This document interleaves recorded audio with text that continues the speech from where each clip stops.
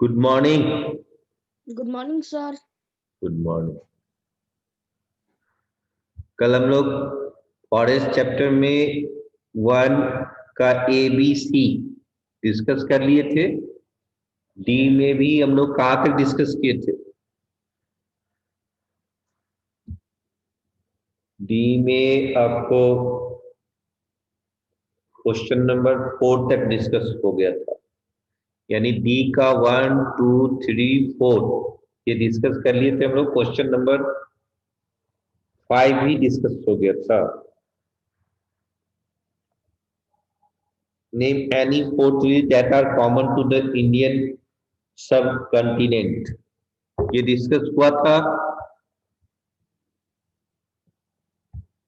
आस्था, आकृति बताओ, question number 5 discuss हुआ कि नहीं हुआ?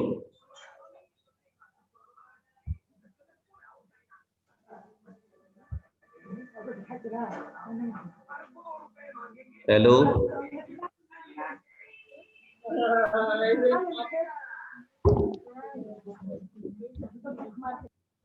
तो क्वेश्चन नंबर 5 का देखो, पेज नंबर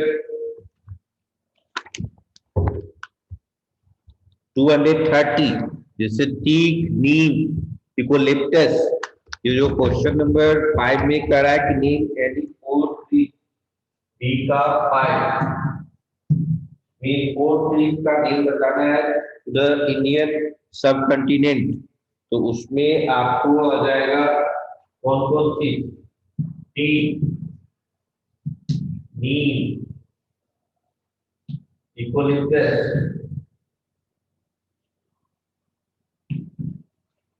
और देवदार। ये फोर ट्री जो है ये आपको four tree that are common to the Indian subcontinent. ये D5 का आंसर हो गया। ओके, अब ई का फर्स्ट कहता है comment on the statement early man began his life as a forest dweller. Early man began his life as a forest dweller, इसका answer कहाँ होगा? पेज नंबर 222 में देखो, पेज नंबर 222।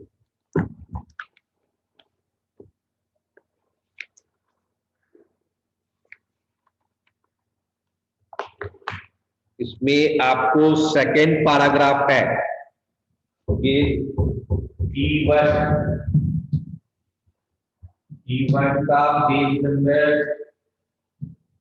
222 में सेकेंड पैराग्राफ यानी human begin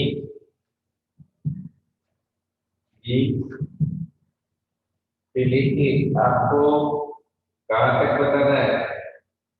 Their requirement of daily life. Their requirement of daily life. यहाँ तक E1 का आंसर होगा।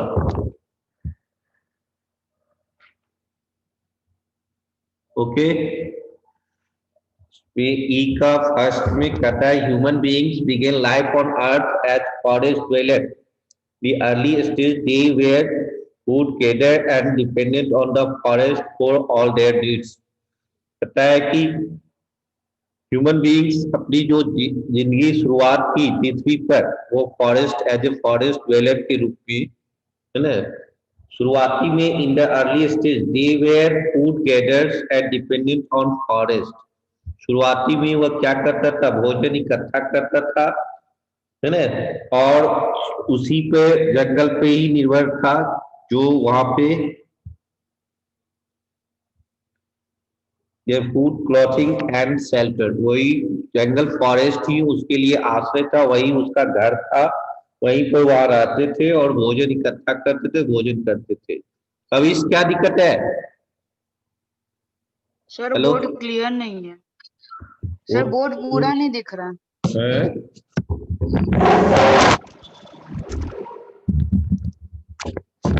अब क्लियर है? Yes sir. सर रिपीट कर देंगे वो वापस से E1। डी का 5 Yes, sir. जो है उसमें सर E का 1। क्वेश्चन में he name any 4 trees that are common to the Indian subcontinent। तो 4 trees का सर नेम E का बताना 1। था जो आपको कॉमन है इंडियन सबकंटिनेंट के लिए। तो टीक, नीम, इकोलेप्टस, देवदार, कोई भी ट्री का नाम बता सकते हैं। वो पेज नंबर आपको 230 में इसका मिल जाएगा आंसर। 230 इसमें आपको भी एनी 4 ट्रीज का नेम बताना है। Okay okay sir. और E5 में सर E का 1। कह रहा है कि comment on the statement early man began his life as a forest dweller.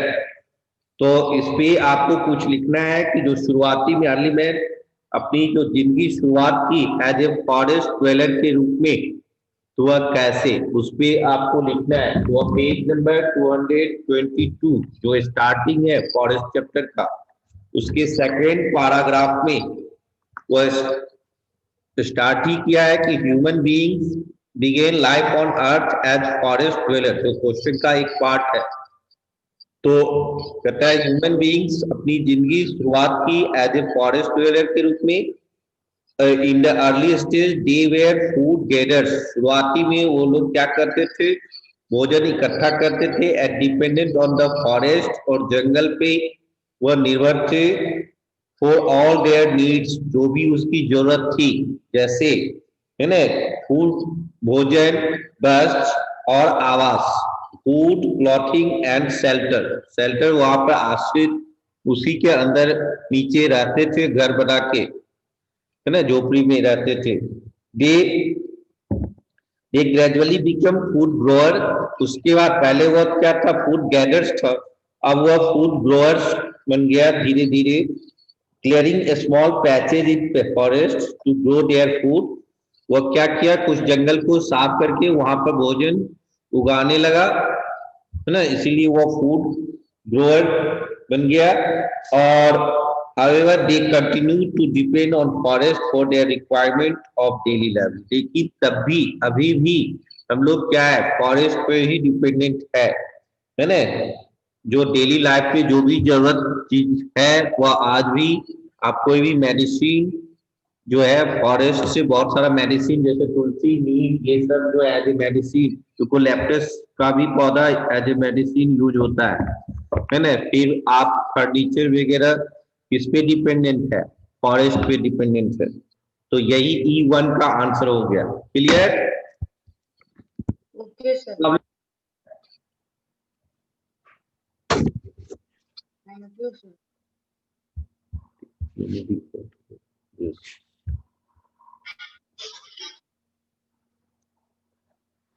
चलो नेक्स्ट E2। E2 कह रहा है how are the shapes of fronds of trees and their location on earth related to each other. तो कहता है कि कैसे shapes of fronds of trees, जो पेड़ है, पेड़ की जो आकृति है, shape of fronds of trees and their location on earth, उसकी जो कहाँ पर वह स्थित है, ये एक दूसरे से रिलेटेड है, लोग रिलेटेड टू ईच अदर। इसको कैसे आप कह सकते हैं कि shape of fronds of trees, है ना, ट्री पेड़ की जो आकृति है, उसकी जो लोकेशन है, वह किस पे डिपेंडेंट, कैसे एक दूसरे से कोरिलेट है। जैसे देखते होंगे आप कि जहाँ पे हम लोग भी, आप देखते होंगे कि इंग्लैंड के आदमी गोरे होते हैं, है ना, और आप पढ़े होंगे आप हिस्ट्री वगैरह में कि यहाँ पे वो लोग जो है, अंग्रेज लोग जो है काले आदमी से नफरत करते थे। तो आप ट्रेन में चढ़कर, ट्रेन में जो कुछ आदमी को उतार भी दिया, काले आदमी को, तो इस तरीके से वो डिपेंड करता है काला गोरा। आप देखते होंगे साउथ इंडियन सब काले रंग के होते हैं, है ना। तो आप किस पे डिपेंडेंट है? वह लोकेशन पे डिपेंडेंट है कि वहां के आदमी इस तरह के होंगे, है ना।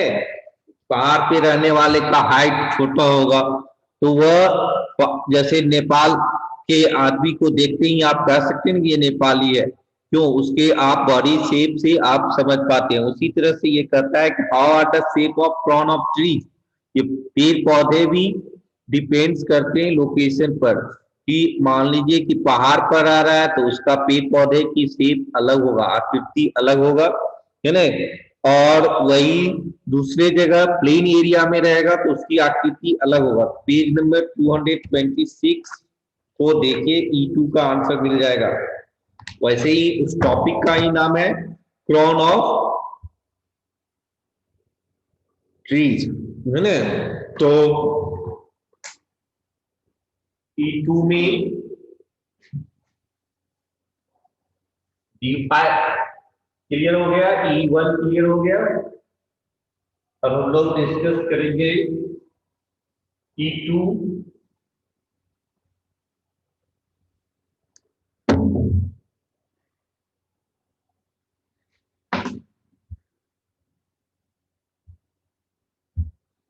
इसमें कहता है कि पैराग्राफ E2 का आंसर जो है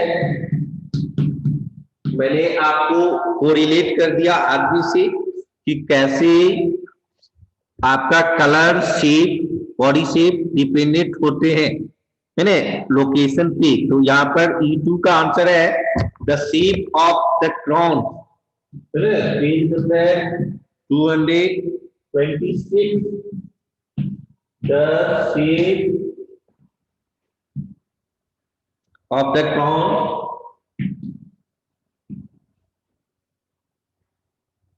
of tree has a lot to do। ये यहाँ से चलेगा, पहले समझ लेते हैं। तो has a lot to do with where it is located, कहाँ वह स्थित है उस पर डिपेंड करता है। The shape of crown of tree,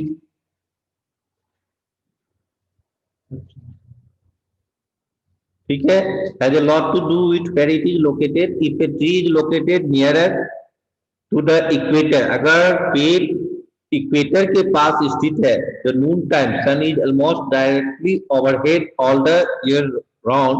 The tall trees with a flat tree tops or crowns are very common in the part of the world because the flat shape helps expose more of their leaves to the direct overhead sunlight। यानी यहां तक होगा overhead sunlight तक आप कर सकते हैं। और भी आपको सेकेंड पैराग्राफ पेज नंबर 226 और 227 उस तक आप जा सकते हैं।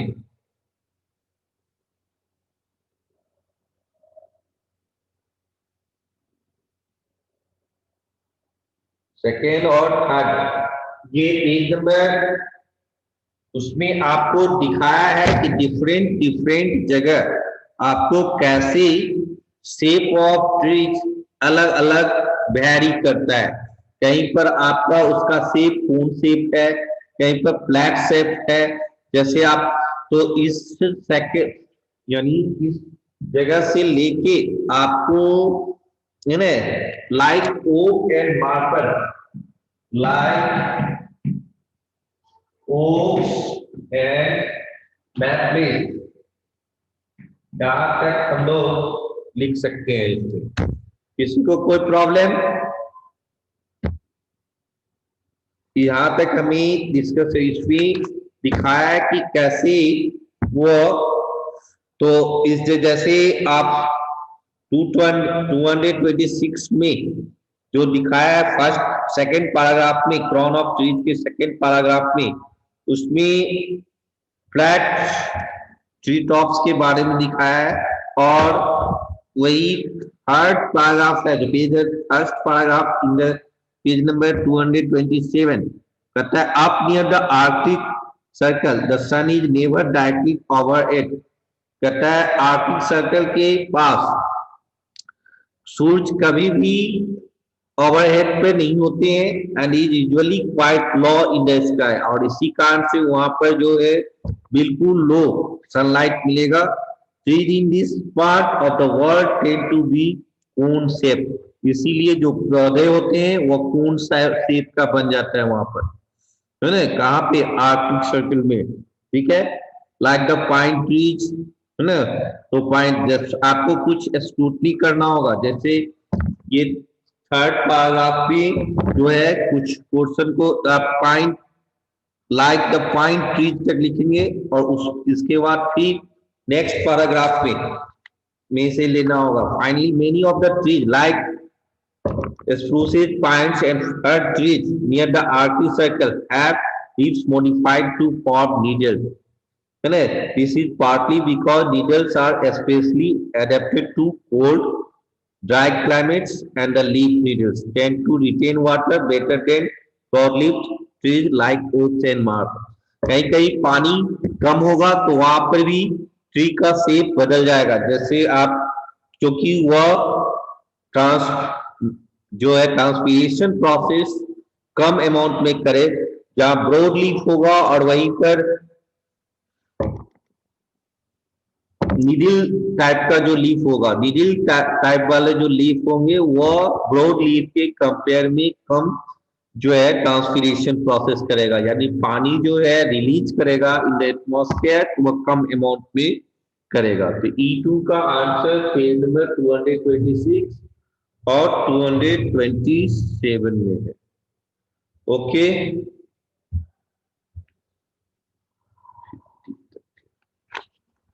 अब है हम लोग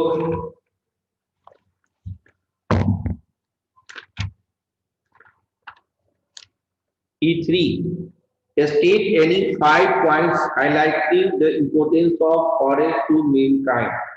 तो इम्पोर्टेंस ऑफ फॉरेस्ट ये टॉपिक का ही नाम है। आप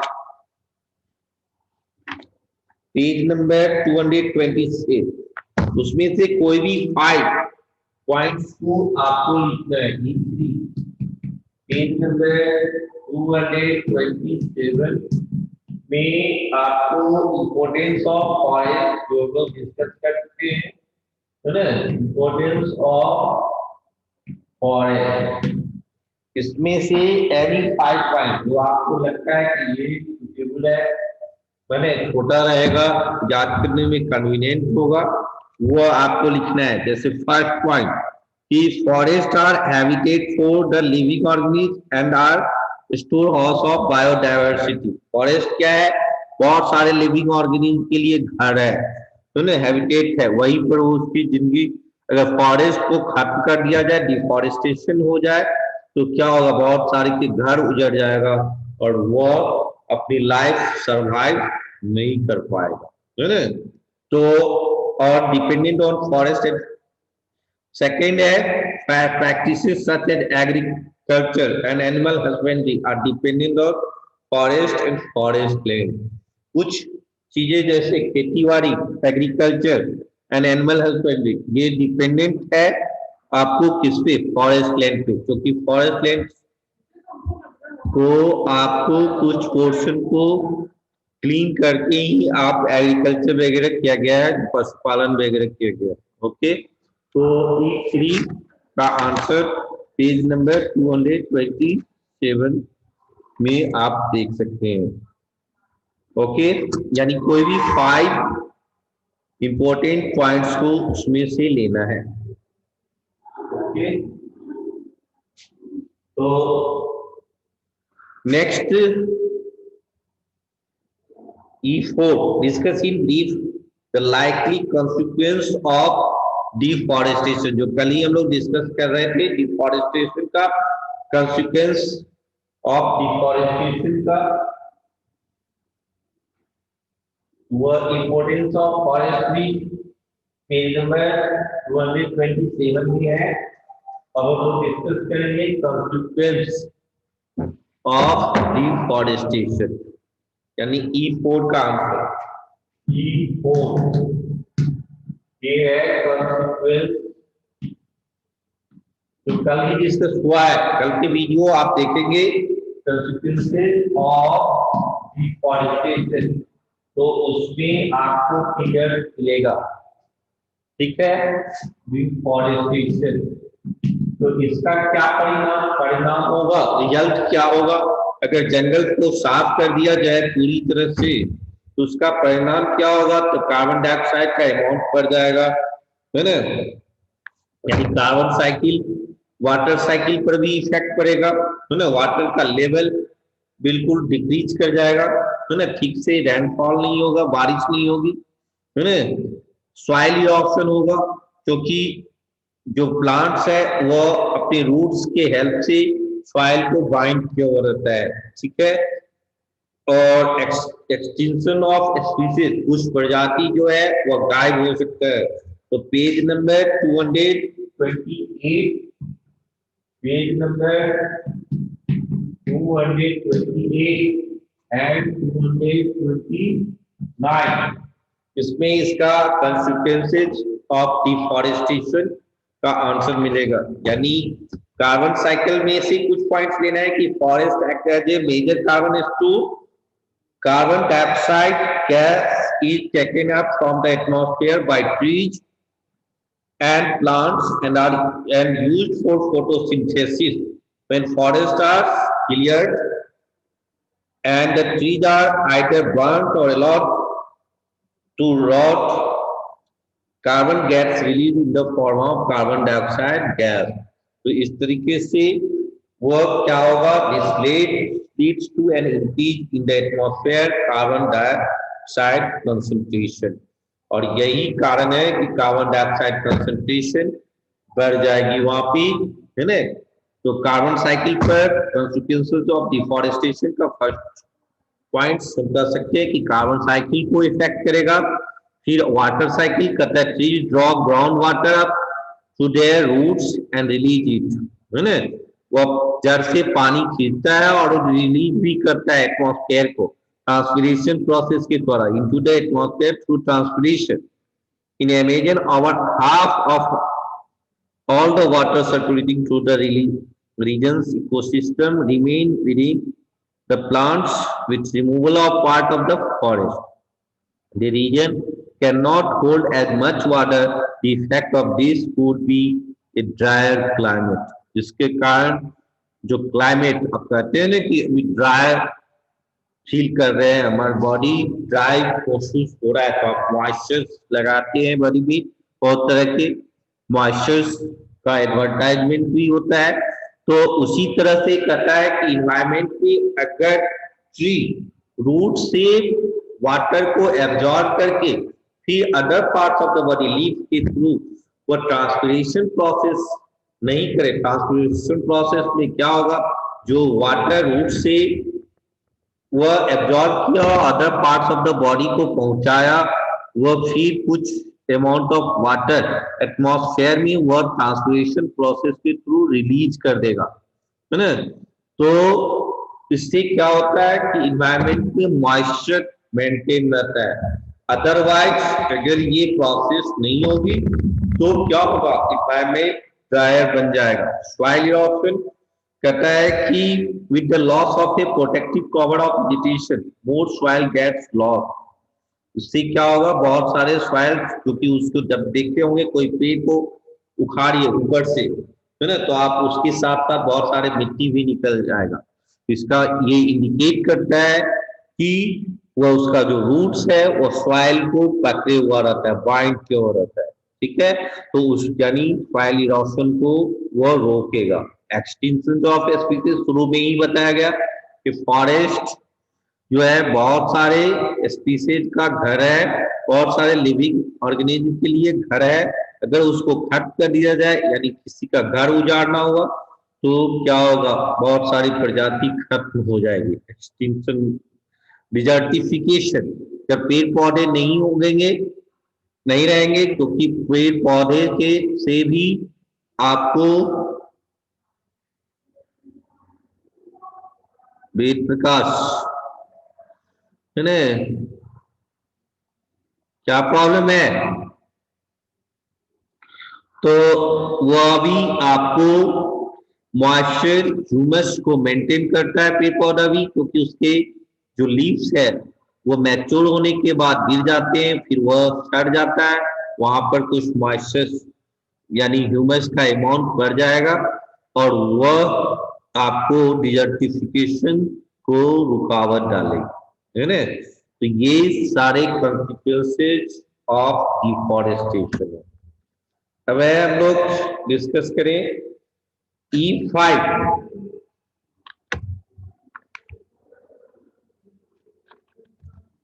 E5 में जो है सानिध्य संचित, बोलो सानिध्य, कुछ मैसेज भेजा है।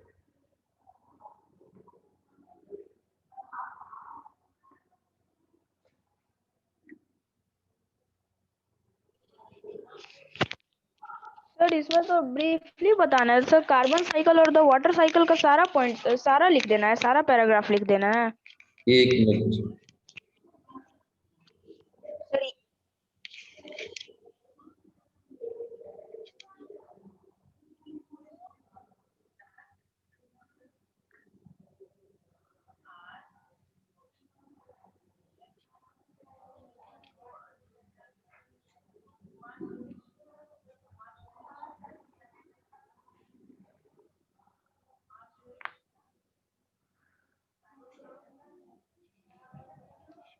सर एक कौन दिया?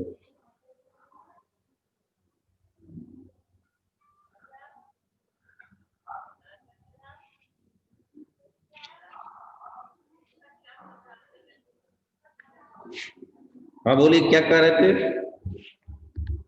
सानिध्य, बोलो क्या। बताना है तो ब्रीफली बताना तो कार्बन साइकिल और द वाटर साइकिल का पूरा पूरा पूरा लिख देंगे पैरा।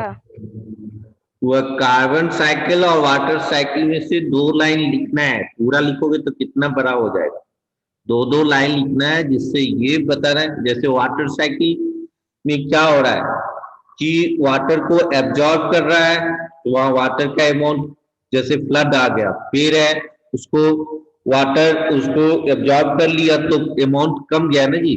जैसे घर में ज्यादा खाना बन गया तो उस केस में अगर कोई बाहर वाले आदमी को आप दे देते हैं तो वह खाना खत्म हो जाएगी, नहीं तो घर में क्या हो जाएगा, सरगल के बर्बाद हो जाएगा। तो फ्लड जब आपको आती है, बाढ़ आ जाती है, तो उस समय वाटर वाटर का अमाउंट क्या हो गया, एक्सेस हो गया, तो प्लांट्स रहेगा तो फ्लड को रुकावट डालेंगे। क्यों, कैसे, क्योंकि वह एब्जॉर्ब कर लेगा, वह कुछ कुछ शेयर कर लिया, जिससे वह क्या हो गया, वह प्लांट्स जो है शेयर कर लिया, उसको एब्जॉर्ब कर लिया अपनी लाइफ साइकिल में, जो ट्री का लाइफ है, तो उससे वाटर का जो लेवल है वो डिक्रीज कर जाएगा। दूसरा है उसमें ट्रांसपीरेशन की, जैसे उसका एडवांटेज अभी भी बताया कि ड्राई क्लाइमेट नहीं होने देता है ट्रांसपीरेशन प्रोसेस के through. Piyush Kumar video of करो, ठीक है। तो वह 2-2 पॉइंट्स लिखना है, आप सीधे केवल पॉइंट्स लिखेंगे कि carbon cycle, water cycle, soil erosion, है ना, उसका एक एक लाइन एक्सप्लेन करना होगा ना, ताकि उसका व्यू निकल जाए। सॉइल इरोशन करने से कंसिक्वेंस ऑफ डिफॉरेस्टेशन पता नहीं ना चलेगा। Okay, clear. Yes yes sir. और कोई प्रॉब्लम? No sir. तो E5 में हम लोग डिस्कस करेंगे। E5 कहता है कि how are the eucalyptus tree, teak tree and the neem tree important for us. कैसे यूकेलिप्टस ट्री, टीक ट्री और नीम ट्री इंपॉर्टेंट है। तो आप पहले एडवांटेज ऑफ यूकेलिप्टस ट्री के बारे में डिस्कस करेंगे। यूकेलिप्टस ट्री मेडिसिनल प्लांट है ना, और उसके हर एक पार्ट्स का यूज होता है। जैसे उसमें ये नहीं बताना है कि eucalyptus tree is a tall evergreen tree, है ना, ये सब नहीं। यूकेलिप्टस कहाँ यूज होता है उसको हम लोग, जैसे eucalyptus is mainly used as a pulp wood in the manufacture of their paper. Paper बनाने में भी इसका यूज होता है ना। तो यूकलिप्टस का एक यूज लिख दिया कि is the mainly use as the pulp wood in the manufacture of the paper. फिर नीम के बारे में आपको लिखना है ना कि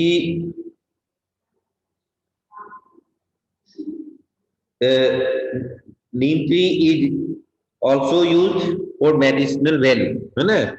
ठीक है, तो इसका आपको नीम और टीक के बारे में जो लिखा है, use in the making of furniture and doors, 3 points आपको लिखना है। तीनों में से आपको पहला यूकलिप्टस दिया है, इसलिए यूकलिप्टस के बारे में लिखना है पहले। Eucalyptus is mainly used as the pulpwood in the manufacture of the paper, और neem is used as a medicine, उसको नहीं मेडिसिन के, it is also known as a medical tree, है ना। तो इसका दूसरा नीम का यूज हो गया। और teak teak also has medicinal value. It is also used in making of furniture and doors.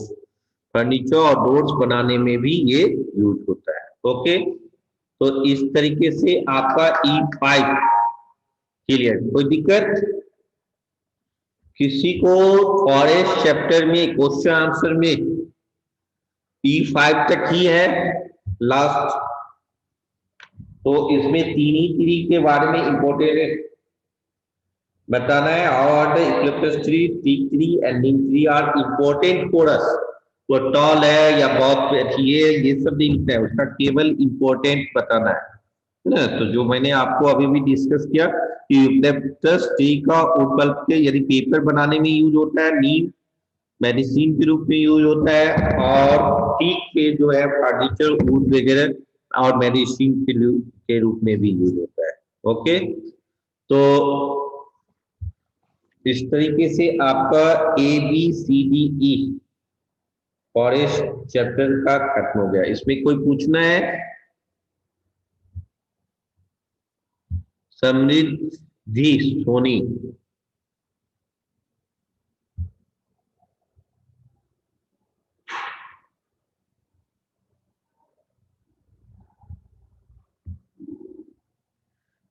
किसी को कुछ?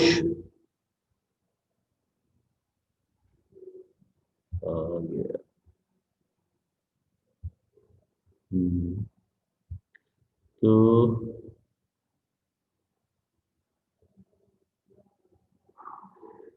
वैश्वी सागर, तो चलो तुम क्वेश्चन आंसर हम ही पूछते हैं, आपको नहीं पूछना है। तो चलो D का 3 बताओगे। Give the meaning of the term soil erosion. Espriya Rai, Espriya Rai बोलो। सर, क्या आपका आवाज नहीं आ रहा है ठीक से? आवाज नहीं आ रहा है। ये D का 3, क्वेश्चन नंबर D का 3 का आंसर बताना है। शुभ नारायण,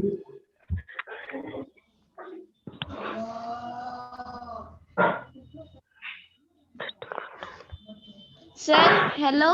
हाँ बोलो। यस सर, D का 3 हाँ with the loss of a protective cover of vegetation, more soil get lost. हाँ, ओके।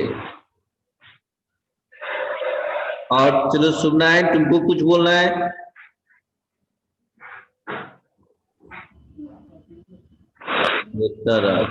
हेलो। हाँ, next question. Define the term food chain and food web. Food chain और food web को define करो।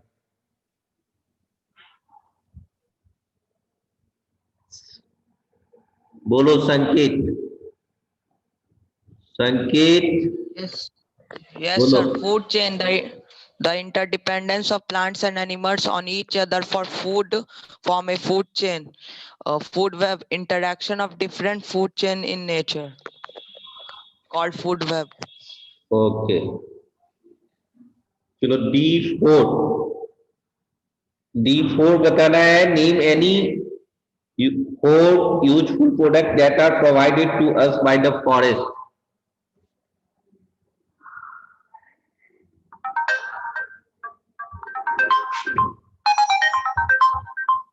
हाँ बोलिए वैश्वी सागर। Piyush Yes, sir. Sir, first medicine, हाँ paper, wood, and cotton. ठीक है। तो और ई का तो हम अभी अभी डिस्कस किए हैं, तो इसमें कोई प्रॉब्लम ही नहीं होगा। ई में किसी को कोई प्रॉब्लम है? डी में तो 1 लाइन 2 लाइंस का क्वेश्चन है, और filling the blanks MCQ type का क्वेश्चन सारे डिस्कस हो चुका है। इसमें किसी को कोई प्रॉब्लम? बोलिए।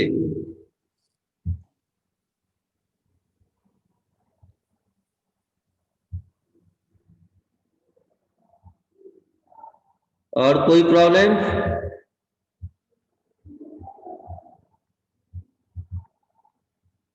हेलो, चलो वैष्णवी कुमारी,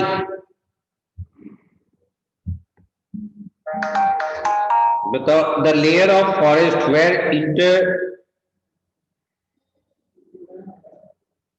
intertwined branches of trees or fern is known as the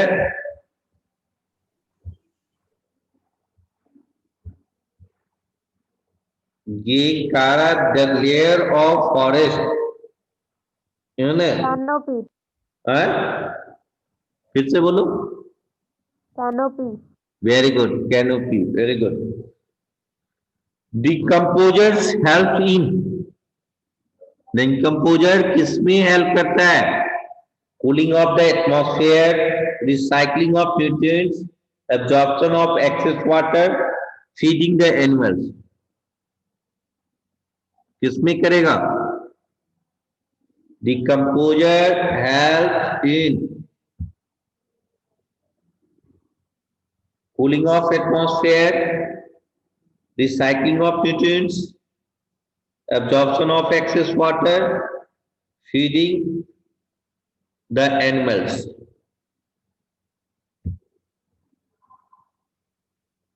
उज्जवल सिंह, क्या हो गया? अरे हाँ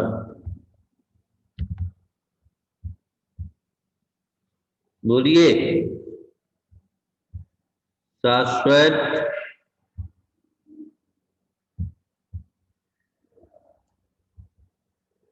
इधर कहाँ चला है? संकेत बोलो।